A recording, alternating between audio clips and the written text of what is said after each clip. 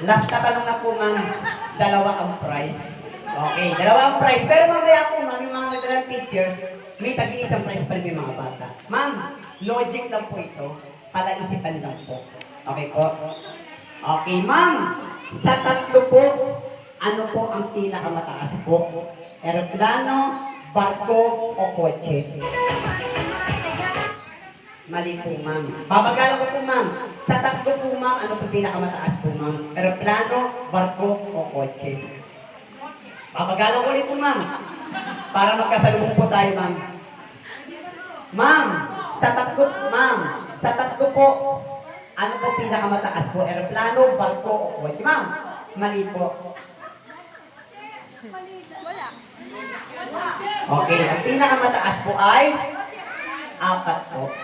Babagalan ko po. Sa tatlo po. Opo.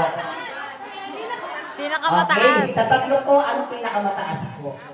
Aeroplano, barko, kotse. Barko, kotse, aeroplano. Nang gugulo lang po yun. 4 po. Mga teacher, kuha na po kayo dyan. Nakaganti din ako po.